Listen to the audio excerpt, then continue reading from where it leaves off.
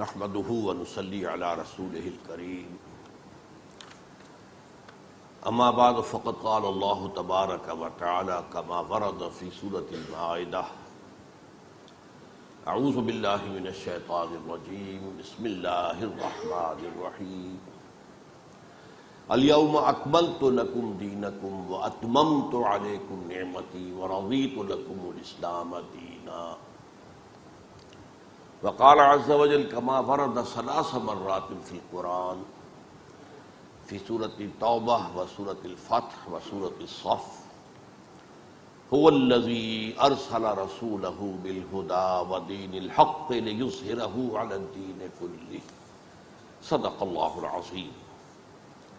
وعن أبي هريرة رضي الله تعالى عنه قال رسول الله صلى الله عليه وسلم مثلی و مثل الانبیاء کمثل قصر احسن بنیانہ وترک منہ موضع لبنۃ فطاف به النظار یتعجبون من حسن بنیانہ الا موضع تلک اللبنۃ فکنت انا سددت موضع اللبنۃ ختم بی البنیان وختم بی الرسل وفی روایت فانا اللبنۃ وانا خاتم النبیین رواہ امام البخاری و امام مسلم رحمہم اللہ. رب اشرح لی صدری ویسر لی امری واحلل عقدۃ من لسانی یفقہوا قولی. اللہم ربنا الہمنا رشدنا واعذنا من شرور انفسنا. اللہم ارنا الحق حقا وارزقنا اتباعہ وارنا الباطل باطلا وارزقنا اجتنابہ آمین یا رب العالمین. آج مجھے ختم نبوت کی جو عقلی دلیل ہے اس پر بات کرنی ہے. ختم نبوت میں جو نص قاطع ہے قرآن مجید کی آیت سورہ احزاب کی، اس پر پچھلی مرتبہ تفصیلی گفتگو ہو چکی ہے. یہ عقلی اور نقلی دو الفاظ کو سمجھ لیجئے. اردو میں نقلی کا لفظ جو ہے وہ کئی معنی میں آتا ہے. نقلی مصنوعی کو بھی کہتے ہیں، لیکن نقل سے یہاں مراد جو ہے وہ ہے نقل ہونا. ہمارے دین کی بنیاد نقل پر ہے، عقل پر نہیں ہے. اگرچہ اس میں عقل کے خلاف کوئی بات نہیں ہے، لیکن بنیاد جو ہے وہ عقل پر نہیں ہے. نقل سے مراد کیا ہے؟ وحی منقول ہوئی اللہ سے حضور کو، نقل ہوئی، منتقل ہوئی. اسی کے معنی نا منتقل ہونا. پھر وہ وحی منتقل ہوئی حضور سے صحابہ کو. یہ انتقال ہو رہا ہے، نقل ہو رہا ہے، منتقل ہونا ہو رہا ہے. پھر صحابہ سے تابعین کو، تابعین سے تبع تابعین کو. تو اصل دین تو وہ ہے کتاب و سنت. سنت رسول بھی منقول ہے. صحابہ نے حضور سے جو سنا، جو کرتے دیکھا، جو آپ کے فرامین ہیں وہ نقل کیے، وہ تابعین تک پہنچے، تابعین سے تبع تابعین تک پہنچے. محدثین کرام نے بڑی محنت کر کے انہیں جمع کیا. تو یہ ہے نقل. تو قرآن اور حدیث سے دلیل لائی جائے گی تو وہ نقل کہلائے گی، نقلی دلیل. اس کے مقابلے میں عقلی دلیل. عقل میں کیا دلیل ہے اس کے لیے؟ اب اس کے ضمن میں ایک اور تمہیدی بات نوٹ کر لیجئے. قرآن مجید میں اگر کوئی بات مجملاً آئی ہے اور اس کی پوری وضاحت نہیں ہوئی تو اس کی وضاحت کا فرض محمد الرسول اللہ پر ہے. حدیث اصل میں قرآن کے ان مقامات کی وضاحت کرتی ہے جن میں کہ کسی وضاحت کی ضرورت ہے. مثال کے طور پر اب یہ فرمایا گیا وَاعْتَصِمُوا بِحَبْلِ اللَّهِ جَمِيعًا، اللہ کی رسی کو سب مل جل کر مضبوطی سے تھام لو. لیکن حبل اللہ سے مراد کیا ہے یہ قرآن میں کہیں نہیں. اگرچہ حبل اللہ کا ذکر جو ہے وہ ہے، لیکن حبل اللہ کیا ہے یہ قرآن میں نہیں، یہ حدیث میں ہے. القرآن حبل اللہ المتین ممدود من السماء الی الارض. قرآن ہے اللہ کی وہ مضبوط رسی جو آسمان اور زمین کے درمیان تنی ہوئی. ایک اور حدیث بھی بہت پیاری ہے، میں نے آپ کو سنائی تھی کہ حضور ایک مرتبہ اپنے حجرے سے برآمد ہوئے. آپ نے دیکھا کہ مسجد کے ایک گوشے میں صحابہ کرام جو ہیں باہر بیٹھے ہوئے قرآن کا مذاکرہ کر رہے ہیں، آپس میں پڑھ رہے ہیں اور ایک دوسرے سے سمجھ اور سمجھا رہے ہیں. آپ کے چہرے پر بشاشت کے اور خوشی کے آثار ظاہر ہوئے، آپ چل کر آئے، آپ نے ایک سوال کیا بڑا عجیب سا، الستم تشہدون ان ھذا القرآن جاء من عند اللہ، کیا آپ لوگ اس پر گواہ نہیں ہیں کہ یہ قرآن اللہ کے پاس سے آیا ہے؟ اب کیا جواب؟ بلا یا رسول اللہ، حضور ہم سب گواہ ہیں اس پر، ہم گواہی دیتے ہیں۔ پھر آپ نے فرمایا فاستبشروا فإن هذا القرآن طرفه بأيديكم وطرفه بيد اللہ، یہ قرآن وہ چیز ہے جس کا ایک سرا تمہارے ہاتھ میں ہے، ایک سرا اللہ کے ہاتھ میں۔ اب یہ وضاحت کس نے کی؟ ورنہ 100 معنی کیے جا سکتے تھے، اور مفسرین نے جہاں اپنا دماغ لڑایا ہے 100 معنی درج کر دیے، یہ بھی معنی ہے، یہ بھی معنی ہے، کلمہ طیبہ بھی حبل اللہ ہے، اسلام بھی حبل اللہ ہے، لیکن یہ کہ اس کا تعین کرنا ظاہر بات ہے کہ وہ محمد رسول اللہ کی ذمہ داری ہے۔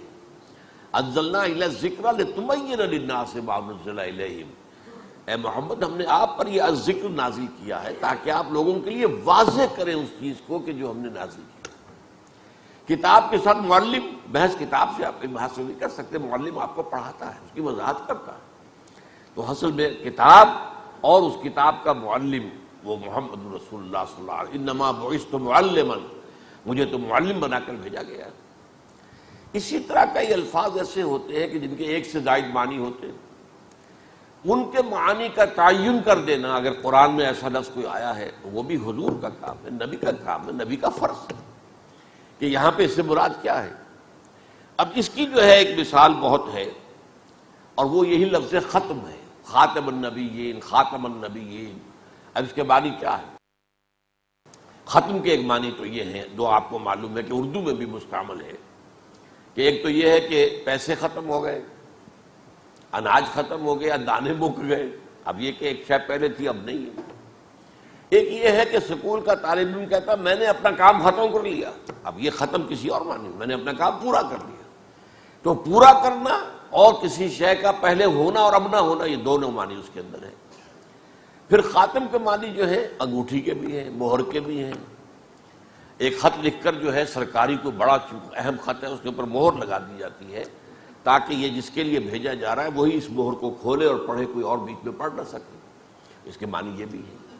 اس سے فائدہ اٹھایا غلام احمد قادیانی لعنت اللہ علیہ نے کہ محمد خاتم النبیین ہے، مہر ہے، اب جو نبی آیا آپ کی مہر لگ کر آئے گا، یعنی آپ کی امت ہی میں سے آئے گا۔ پھر یہ کہ میں تو ذلی نبی ہوں، میں تو جو بروزی نبی ہوں، میں فلانا نبی ہوں، میں تشریعی نبی نہیں ہوں، غیر تشریعی نبی ہوں، 100 طرح کی تعبیریں کر کے اس ایک لفظ کے جو کئی معنی ہیں ان کے حوالے سے اس نے فائدہ اٹھایا، اور جو کم فہم لوگ ہیں ان کے اوپر روب گانٹ لیا۔ اب اس کا کہا ہے، میں آپ کو بتا چکا ہوں، حضور کی 2 حدیثیں آپ کو پچھلی مرتبہ سنا چکا ہوں۔ ایک حدیث جو ہے ترمذی شریف کی ہے اور مسند احمد کی ہے، حضور نے فرمایا ان الرسالۃ والنبوۃ قد انقطعت فلا رسول بعدی ولا نبی۔ دیکھو نبوت اور رسالت دونوں منقطع ہو چکی ہیں، اب یہاں تو کوئی شک نہیں رہا نا، رسی کٹ گئی، منقطع ہو گئی، ایک سلسلہ تھا منقطع ہو گیا، ختم ہو گیا، اس معنی میں ختم ہے قرآن میں۔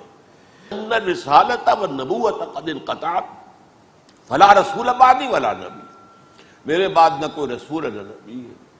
اب دیکھیے اس سے بھی میں نے پچھلی مرتبہ آپ کو بتایا تھا، جو وہ جھوٹا نبی ایران میں پیدا ہوا بہاء اللہ، وہ بہائی آپ نے سنا ہوگا، بہائی وہ اس کے پیروکار ہیں۔ آج دنیا میں باہر جو ہے چرچا ان کا بھی موجود ہے، لیکن قادیانیوں کا زیادہ ہے۔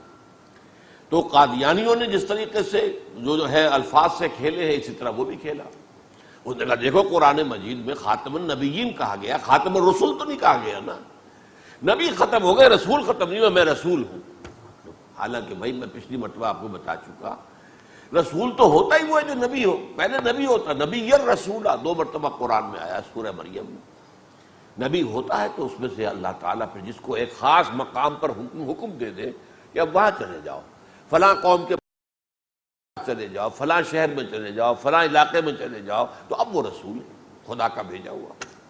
تو اس حوالے سے ان الفاظ کے ساتھ لوگ جو کھیلتے ہیں، اسی طرح میں نے حدیث آپ کو سنائی، حضور نے فرمایا کہ کانت بنو اسرائیل تسوسهم الانبیاء کلما ہلک نبی خلفہ نبی، بنی اسرائیل جو تم سے پہلے امت مسلمہ تھے ان میں بھی آخر نبی آئے ہیں، کتاب انہیں دی گئی تھی، اور ان کے معاملات جو ہیں ریاست اور سیاست کے وہ انبیاء چلاتے تھے۔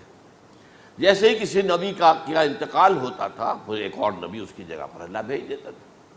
حضرت داؤد کا انتقال ہوا، حضرت سلیمان ان کے جانشین ہو گئے، نبی بھی تھے، وہ بھی نبی تھے، یہ بھی نبی تھے۔ اب یہاں پر ایک اشکال پیدا ہو سکتا تھا، دیکھو اسی طرح امت محمد کے اندر بھی ہونا چاہیے کہ حضور کے بعد جو ہیں وہ انبیاء ہوں، لیکن آپ نے فوراً فرما دیا لیکن نہیں، وَإِنَّهُ لَا نَبِيَّ بَعْدِي وَسَيَكُونُ الْخُلَفَاءُ، لیکن جان دو میرے بعد کوئی نبی نہیں ہے، خلفاء ہوں گے، جانشین ہوں گے، خلفاء ہوں گے، خلفاء راشدین بھی ہوں گے، پھر بعد میں وہ خلفاء بھی ہوں گے کہ جو راشدین تو نہیں ہوں گے، بہرحال اپنے آپ کو خلفاء کہلائیں گے، بنو امیہ کے خلفاء اور بنو عباس کے خلفاء اور ترکوں کے خلفاء۔ خلافت جو ہے 400 برس تک ترکوں میں رہی، لیکن خلفاء ہوں گے، نبی کوئی نہیں ہوگا۔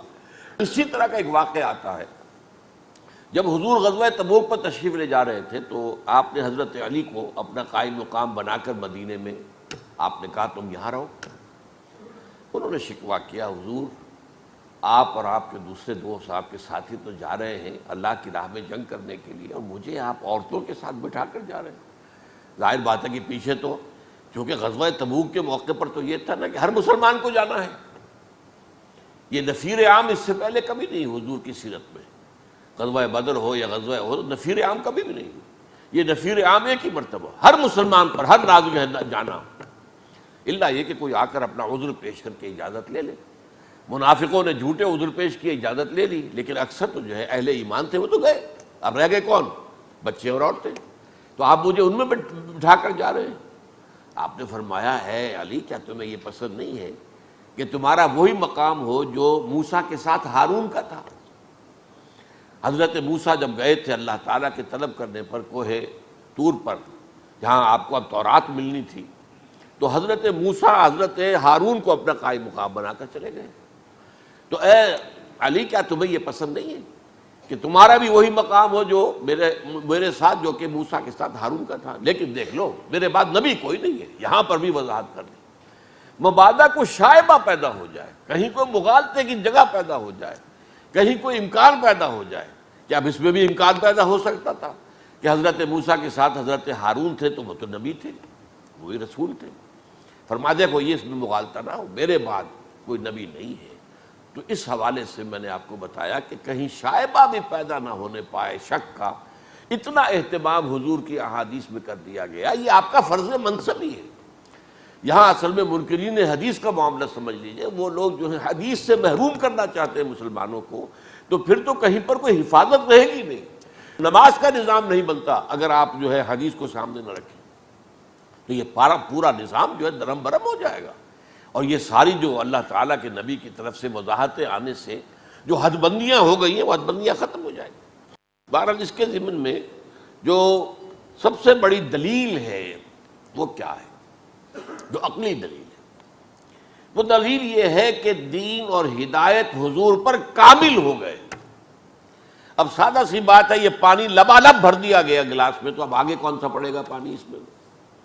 ایک دلیل سادہ سے کسی دیہاتی کو سمجھانے کے لیے تو یہ بھی کافی ہوگی، لیکن یہ ہے کہ اس میں اصل میں پہلے یہ سمجھ لیجئے کہ انہوں نے دلیل کیا استعمال کی، ایک عقلی دلیل انہوں نے بھی استعمال کی۔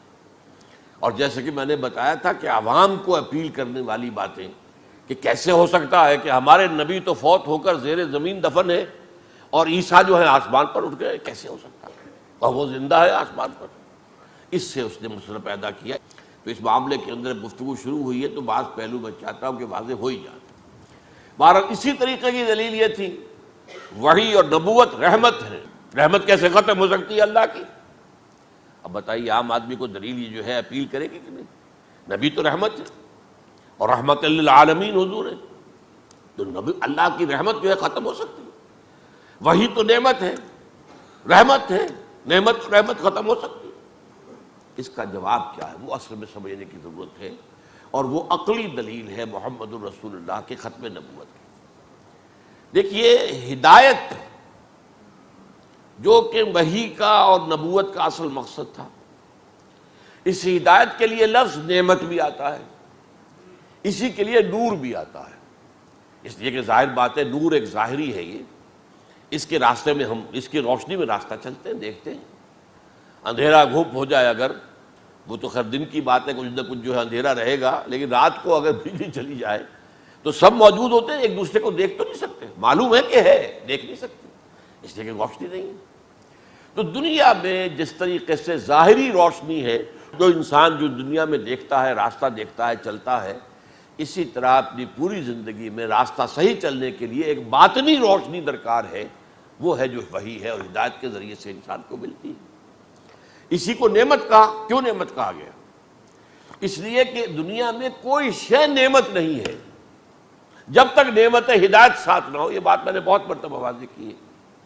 صحت بڑی نعمت ہے، لیکن اگر اس کے ساتھ ہدایت نہیں ہے، اسی صحت کو غلط جگہ استعمال کرو گے، گناہ کمانے کے لیے استعمال کرو گے، جرائم کے لیے استعمال کرو گے، لوگوں پر ظلم کرنے کے لیے استعمال کرو گے، اب یہ نعمت کہاں رہی؟ یہ تو زحمت ہو گئی۔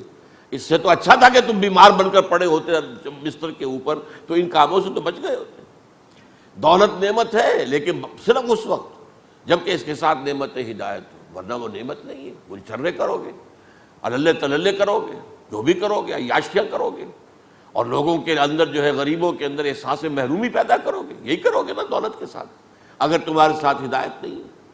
اولاد نعمت ہے بشرطے کہ وہ صالح اولاد ہو اور تم نے اس کی صحیح تربیت کی ہو، اس کا حق ادا کیا ہو، ورنہ وہی اولاد جو ہے سوہان روح بن جاتی ہے، بڑھاپے میں آ کر اس طرح ستاتی ہے کہ آپ جو ہے وہ بے پناہ مانگتے اللہ کی اولاد کے ساتھ۔ تو اس معنی میں جو وحی ہے وہ ہدایت کے لیے ہے، وہ نعمت ہے، وہ رحمت ہے اللہ تعالیٰ کی۔ اب اس ضمن میں یہ ہے کہ یہ ہدایت کامل ہو گئی ہے۔ اگر تو ہدایت پہلے دن سے چلی آ رہی ہوتی ایک ہموار انداز میں تو بات اور تھی، ہدایت درجہ بدرجہ بڑھی ہے۔ جیسے نوع انسانی ایک عہد طفولیت بھی تھا، جیسے ایک بچہ ہے آپ کے پاس، وہ پرائمری کا طالب علم ہے، آپ اسے پی ایچ ڈی کا استاد رکھ دیں، وہ کیا پڑھائے گا؟ اسے کیا فلسفہ پڑھائے گا؟ پڑھائے گا تو وہی الف بیتا پڑھائے گا، وہی جو پڑھ سکتا ہے۔ تو جب نوع انسانی بحیثیت مجموعی اپنے عالم طفولیت میں تھی تو بڑی بنیادی باتیں بتا دی گئی، ذرا اور آگے بڑھا تو اور بتا دی گئی، اور آگے بڑھا 10 کمانڈمنٹس تورات میں دے دیے گئے، اور جب بالغ ہو گیا پوری طرح باشعور سمجھنے کے قابل تو قرآن نازل ہوا اور ہدایت کامل کر دی گئی۔ اب یہ کامل ہو جانا ہدایت کا یہ سب سے بڑی دلیل ہے، اس لیے کہ جب کامل ہو گئی تو اب تو مزید ضرورت نہیں ہے۔ اس معاملے میں نے پہلے بھی آپ کو سنایا، ایک قادیانی نوجوان سے میرا جب معاملہ ہوا گفتگو کا، میں نے محسوس کیا اصل میں قادیانی بھی اس وقت جو ہے، یہ جان لیجئے، یہ اس طرح کے کٹر عام طور پر نوجوان جو ہے کہ ان کی ساری باتوں کو مانتے ہوں سمجھتے ہوں، ایسے نہیں ہیں۔ جیسے ہمارے عام مسلمان بھی مسلمان ہیں، بس پیدائشی طور پر ہیں، باقی کہاں ان کے پاس علم ہے دین کا۔ اسی طریقے سے معاملہ ہے۔ اب یہ نوجوان جو ان کے ہیں اور جو اس وقت بڑے ایکٹیو ہیں، اور خاص طور پر انہوں نے کہا اس کو ماڈل ٹاؤن کو اپنا جو ہے بڑا مرکز بنا لیا ہے، اور اس میں وہ بڑی جو ہے وہ جانفشانی کے ساتھ کام کر رہے ہیں۔ لیکن ان میں لوگ ایسے ہوتے ہیں کہ جو ابھی پوری بات سمجھے نہیں ہوتے، اور پھر یہ کہ اگر کوئی بات دل کو لگے تو مان لیتے۔ میں نے اس سے پوچھا مجھے یہ بتاؤ کہ کیا تم یہ مانتے ہو کہ قرآن میں ہدایت کامل ہو گئی؟ کہ ہاں بالکل مانتے ہیں، قرآن میں ہدایت کامل ہو۔ اچھا، قرآن میں ہدایت کامل ہو گئی تو دوسری بات یہ بتاؤ کہ وہ محفوظ ہے یا نہیں؟ ہاں محفوظ ہے۔ میں نے کہا اب مجھے بتاؤ پھر وحی کی ضرورت کیا ہے؟ اگر ہدایت کامل ہو چکی اور اس ہدایت کو اللہ نے حفاظت دے دی تو اب بتاؤ کہ ضرورت کیا؟ فَبُہِتَ الَّذِي كَفَرَ جو آیا سورہ بقرہ میں نمرود کے لیے، یہ مبہوت ہو گیا وہ، اب وہ جو ہے بغلے جھانکنے لگا، کوئی جواب اس کے پاس نہیں تھا۔ یا تو یہ کہو کہ ہدایت ابھی کامل نہیں ہوئی، ابھی کامل ہونی تھی تو اور نبی آنا چاہیے، اور یا کہو کہ وہ تھی تو صحیح گم ہو گئی ہے، جیسے کہ تورات کی گم ہو گئی اور انجیل کی ہدایت کو گم ہو گئی تو آنا چاہیے نبی۔ لیکن اگر قرآن کو مانتے ہو کہ ہدایت کامل ہو گئی اور اگر یہ بھی مانتے ہو کہ وہ محفوظ ہے تو پھر مجھے عقلی دلیل بتاؤ کہ پھر وحی کے تسلسل اور نبوت کے جاری رہنے کا مقصد یہ کوئی ہابی تو نہیں ہے اللہ کی، ہر شے کا یہ مقصد ہوتا ہے۔ اچھا، اسی کے ضمن میں آپ کو معلوم ہے کہ قرآن مجید جو ہے اپنی اس حفاظت کا ذکر کتنے اہتمام سے کرتا ہے۔ انا نحن نزلنا الذکر و انا لہ لحافظون، ہم نے ہی اس الذکر کو نازل کیا ہے اور ہم ہی اس کی حفاظت کرنے والے ہیں۔ میں نے پہلے بھی بعض مواقع پر عرض کیا ہے، دیکھیے اس آیت کے دو حصے ہیں، انا نحن نزلنا الذکر ایک حصہ ہو گیا، اور انا لہ لحافظون اور ہم ہی اس کی حفاظت کرنے والے ہیں، یہ دوسرا حصہ ہو گیا۔ پہلا حصہ جو ہے وہ تو تورات کے لیے بھی صحیح ہے۔ کس نے نازل کیا تورات؟ سورہ مائدہ میں فرمایا انا انزلنا التوراۃ فیہ ھدی و نور، ہم ہی نے نازل کیا تھا تورات کو، اس میں ہدایت بھی تھی، اس دور کی سطح کی عقلی سطح کی ہدایت، اور نور بھی تھا۔ پھر انجیل کے بارے میں فرمایا وہ بھی ہم نے نازل کی، فیہ ھدی و نور، اس میں بھی ہدایت بھی تھی، نور بھی تھا۔ تو لیکن دوسرا حصہ جو ہے وہ صرف قرآن پر ہے، وَإِنَّا لَهُ لَحَافِظُونَ۔ اگر تورات کی حفاظت کا ذمہ اللہ لے لیتا تو کیا تحریف ہو سکتی تھی؟ اگر انجیل کی حفاظت کا ذمہ اللہ لے لیتا تو کیا اس میں تحریف ہو سکتی تھی؟ اور اس کا کانورس بھی ہے، تلخ بات ہے، اگر قرآن کی حفاظت کا ذمہ اللہ نہ لیتا تو کیا ہم چھوڑ دیتے بغیر تحریف کے؟ جب حضور فرماتے ہیں کہ سابقہ امت میں جو گمراہیاں آئیں گی تم میں بھی آ کر رہیں گی، وہ اگر گوہ کے بل میں گھسے تھے تم بھی گھسو گے، اگر ان میں کوئی شقی ایسا اٹھا جس نے اپنی ماں کے ساتھ زنا کیا، تم میں بھی کوئی بدبخت اٹھے گا جو یہ کام کرے، بتایا صاحب۔ تو کیا ہم چھوڑ دیتے؟ کیا ہم نے ترجموں میں تحریفیں نہیں کیے؟ کیا ہم نے تفسیروں میں تحریفیں نہیں کیے؟ سب کیا، لیکن یہ قرآن کے متن کو کوئی ہاتھ نہیں لگا سکتا، یہ قرآن کے ساتھ ہے۔ اب اس میں یہ بات ہے، یہ بات سمجھانے کی ہے، بھائی تم سوچو، یہ بھی بات کرنے کی ہے ہم سے۔ اگر کوئی نوجوان آتا ہے آپ کے پاس، آپ سے بات کرتا ہے، بھائی یہ سوچو کیا وجہ ہے کہ تورات کو اور انجیل کو تو حفاظت نہیں دی گئی، قرآن کو دی گئی، بتاؤ۔ میں تو اسے اور زیادہ عوامی انداز میں کہا کرتا ہوں کہ تورات اور انجیل کو یہ حق پہنچتا ہے کہ وہ اللہ سے شکایت کرے، فریاد کرے، شکوہ کرے کہ اے اللہ، قرآن بھی تیری کتاب، ہم بھی تیری کتابیں تھیں، تو یہ ہمارے ساتھ سوتیلی بیٹیوں والا سلوک کیوں ہوا؟ ہماری حفاظت نہیں، قرآن کی حفاظت ہے، کیوں؟ اس کی وجہ ہے نا، وجہ یہ ہے کہ تم مستقل ہدایت نامے نہیں تھی، ابدی ہدایت نامے نہیں تھی، تمہارے اندر ابھی ہدایت کامل نہیں ہوئی تھی۔ قرآن میں ہدایت آئی، ہدایت کامل ہو گئی، ہدایت مکمل ہو گئی، عبادت ابدی ہے، اس کے بعد دروازہ بند ہو رہا تھا، ہم نے حفاظت دے دی۔ یہ عقلی بات ہے، یہ بات جو ہے وہ عقل میں، اس میں سمجھ میں آنے والی ہے۔ انا نحن نزلنا الذکر وانا لہ لحافظون، اور ایک جگہ تو فرمایا بڑا عجیب انداز ہے، لا یاتیہ الباطل من بین یدیہ ولا من خلفہ، اس قرآن پر باطل حملہ آور ہو ہی نہیں سکتا، نہ سامنے سے نہ پیچھے سے۔ اب سامنے اور پیچھے سے کا مفہوم یہ بھی ہے کہ نہ قرآن کو کوئی چیلنج کر سکا حضور کی زندگی میں، اور نہ قرآن کو آج تک کوئی چیلنج کر سکا، اور ماننا پڑتا ہے دنیا کو کہ ہاں کتاب جو ہے یہ وہی ہے، محفوظ کتاب ہے جو محمد نے عطا کی تھی امت کو صلی اللہ علیہ وسلم، جبکہ انجیل نہیں ہے، انجیل والے مانتے ہیں 104 انجیلیں تھیں، جن میں سے 4 منتخب کی انہوں نے، 4 کہلاتی ہے کینونیکل، قانونی، جو واقعی مستند ہے، اور 100 اور ہیں جو اپاکریفل کہلاتی ہیں ان کے ہاں، یہ ایسے ہی ہیں، بس ان کے مستند نہیں ہیں۔ میں نے ایک مرتبہ ایک پادری سے بات کی تھی، جب میں ابھی طالب علم تھا میڈیکل کا، تو منٹگومری میں بہت بڑا مرکز ہے ان کا، میں وہاں گیا، پادری سے پوچھا، میں نے کہا which one of them is Bible?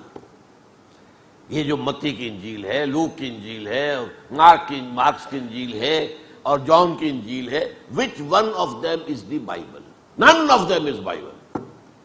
میں حیران رہ گیا، یہ پادری کیا کہہ رہا ہے؟ None of them is Bible, Bible is in them, Bible ان میں ہے، 4 میں 100 میں بائبل ہے، وہ مختلف ہے، اس نے یہ بیان کیا، لوک نے یہ بیان کیا۔ اب وہ در حقیقت سوانح عمریاں ہیں، حضرت عیسیٰ علیہ السلام کے حالات ہیں جو بیان کیے گئے، اسی میں حضرت عیسیٰ کے مواعظ بھی آ گئے، اسی میں حضرت عیسیٰ پر جو وحی آئی وہ بھی آ گئی ہے۔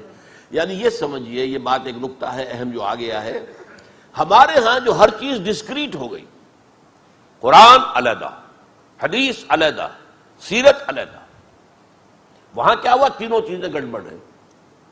انہی انجیلوں کے اندر جو ہے وہ ان کی وحی جو آئی حضرت عیسیٰ پر وہ بھی ہے، حضرت عیسیٰ کے اپنے مقولے، اپنے جو مواعظ ہیں وہ بھی ہیں اور لائف بھی ہے۔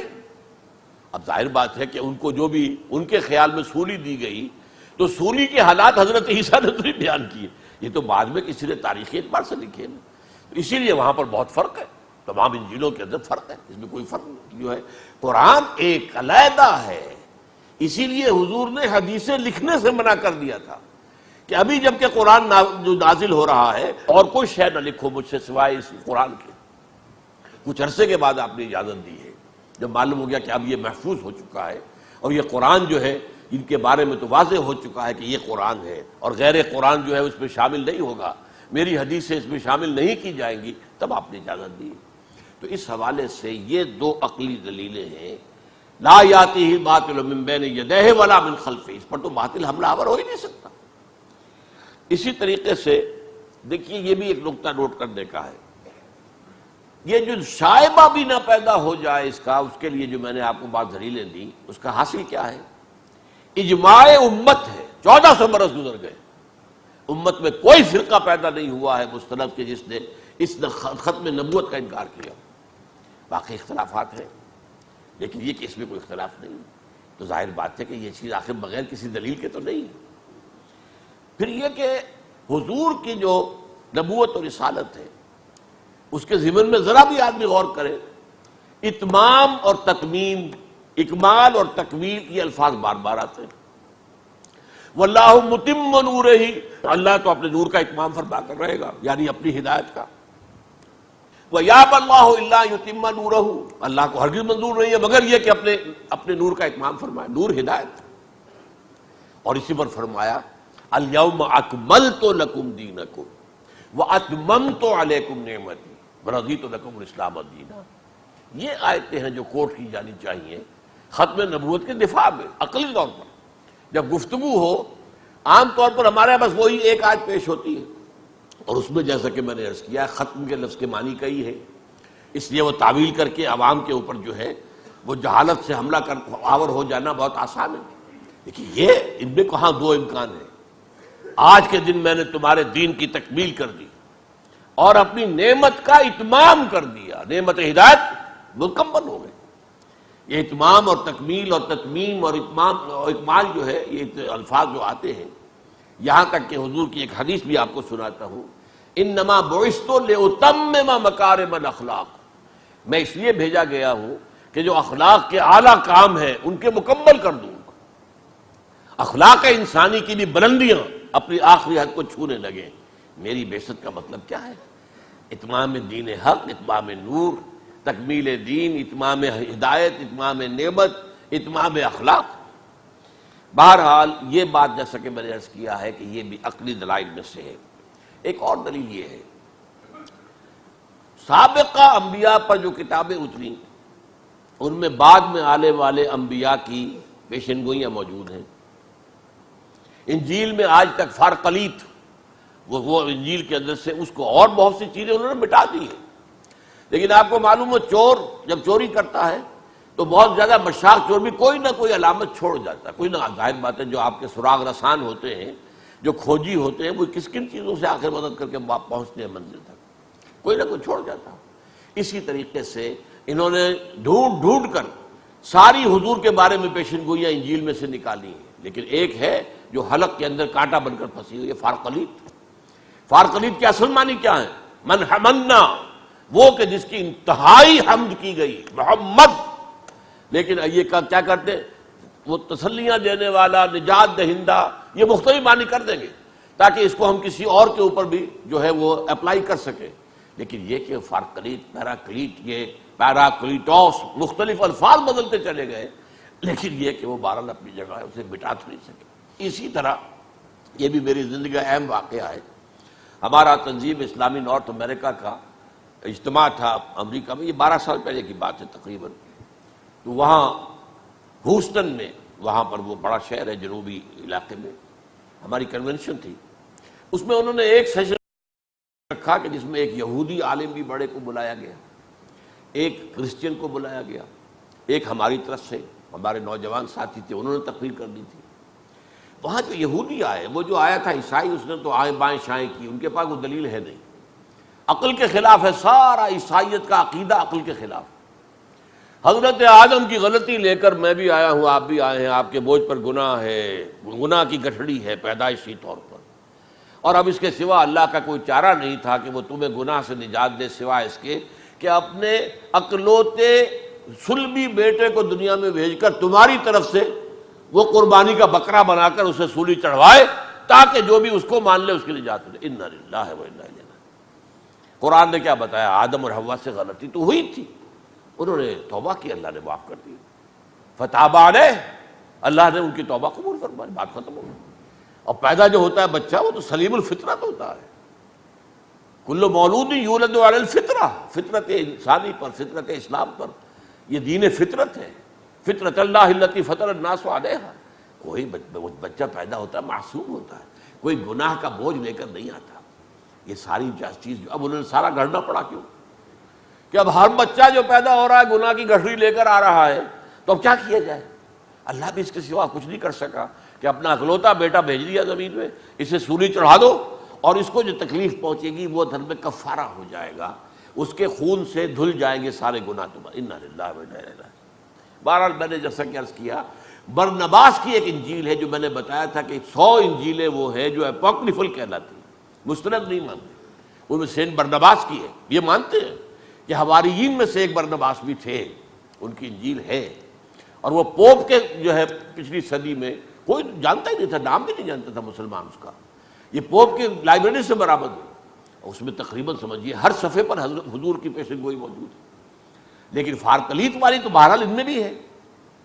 اور میں آپ کو بتا رہا تھا ہیوسٹن کا واقعہ کہ وہاں جو یہودی آئے تھے، بڑے معمر تھے، پروفیسر ایمیریٹس، بہت بڑے، جب یہ پروفیسر جب ریٹائر ہو جائیں تو پھر جو بہت زیادہ صاحب علم ہوں انہیں رکھ لیا جاتا ہے کہ وہ بزرگ کی حیثیت سے پروفیسر ایمیریٹس کہلاتے ہیں۔ وشو گراڈ، ڈاکٹر وشو گراڈ وہ آیا، اس نے ایک بات تو یہ کی، میں حیران ہوا، Islam is the best religion for the whole of humanity except Jews. اب وہ اگر ہول کے لیے مان لیتا تو سوال اس سے کیا جاتا کہ پھر جیوز کے لیے کیوں نہیں ہے، تو اس نے پہلے جملے کے اندر وہ ایک جملہ رکھ دیا کہ تاکہ اس کے اوپر الزام نہ آ سکے۔ خیر، لیکن ایک اور بات اس نے کی، اسرائیل کو ہم تو نہیں سپورٹ کرتے، ان کو تو یہ کرسچن کی طرف یہ سپورٹ کر رہے ہیں، اس لیے کہ نیو کنزرویٹو عیسائی جو ہیں وہ ہیں اصل میں جس کے لیے آج کل جو ہے یہ اصطلاح استعمال کی جا رہی ہے کہ ایک تو جو جیو ہیں کہ جو یہودی ہیں جو کہ زائنسٹ ہے، اور ایک عیسائی زائنسٹ ہے۔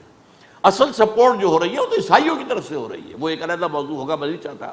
تو یہ کہا تھا میں نے کہا یہ آدمی کچھ حق پرست معلوم ہوتا ہے۔ پھر میں نے اپنے ایک وہاں کے دوست سے معاملہ کیا کہ کیا ان سے کوئی ملاقات ہو سکتی ہے، ان کا ہاں میرے مراسم ہے، انہوں نے اپنے گھر پہ مدعو کر لیا پروفیسر وشو گراڈ کو، میں بھی آ گئے۔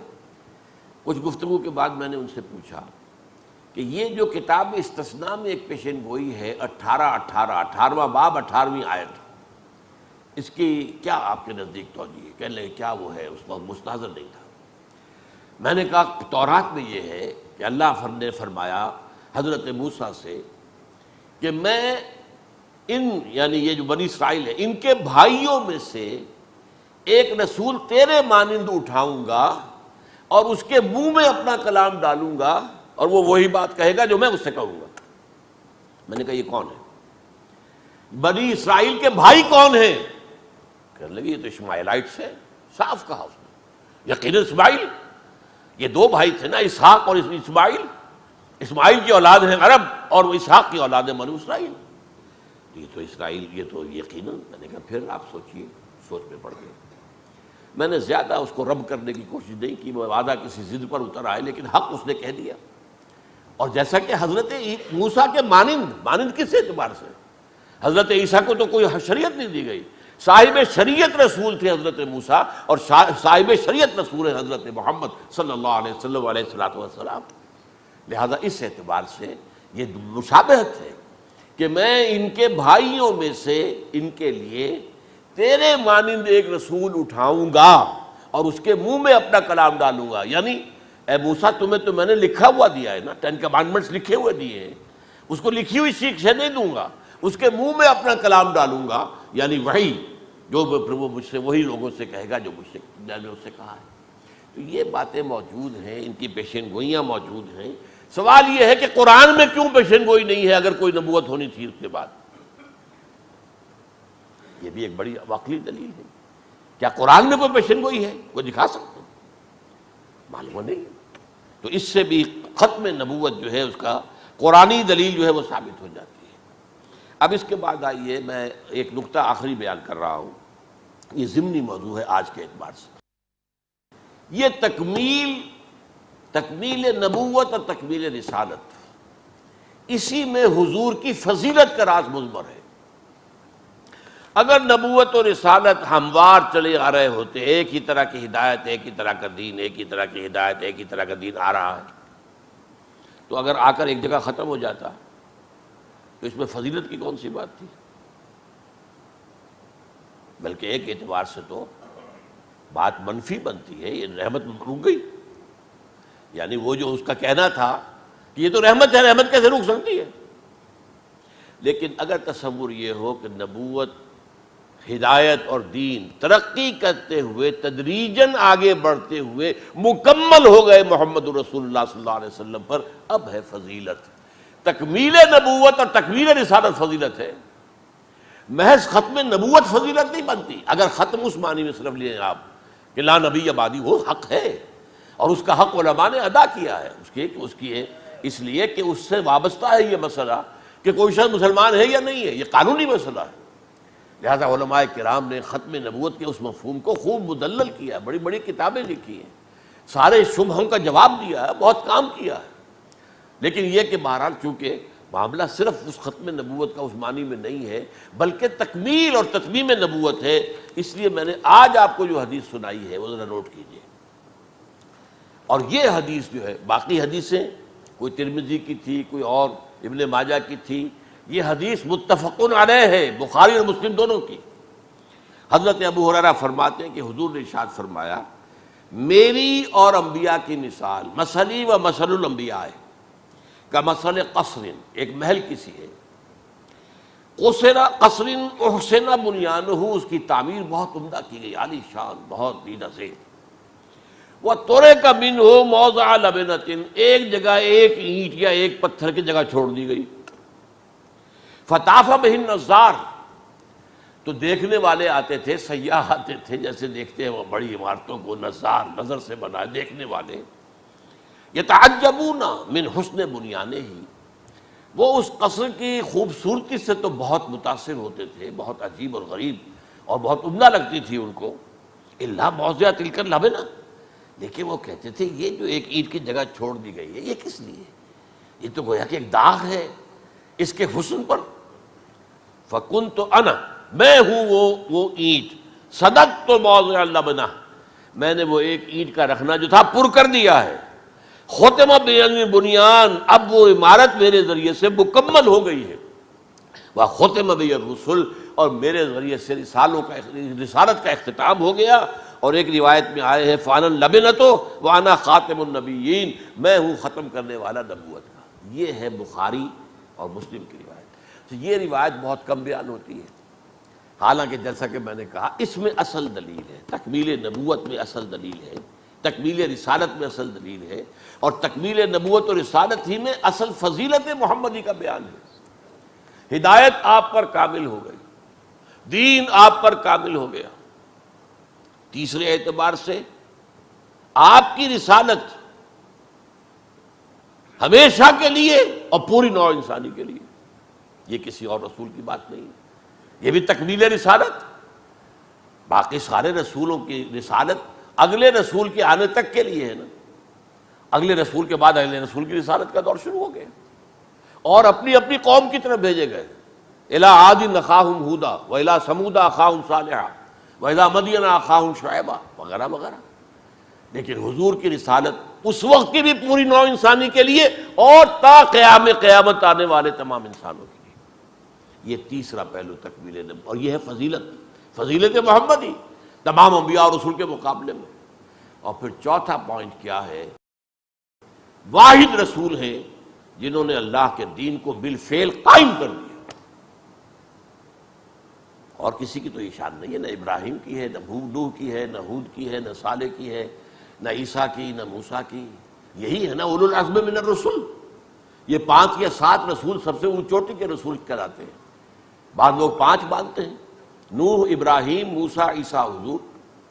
بعض 7 کہتے ہیں، جو کہ قرآن میں بہت تکرار کے ساتھ حضرت ہود اور حضرت صالح کا ذکر بھی ہے، انہیں بھی شامل کرتے ہیں.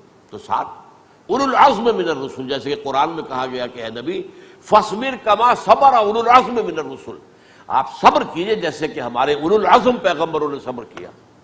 تو یہ اولو العزم پیغمبر ہیں، ان کے ذریعے سے کہیں اللہ کا دین قائم ہوا ہے، کوئی نظام بنا، کوئی اسلامی ریاست قائم ہوئی نہیں، آپ نے قائم کر کے دکھایا.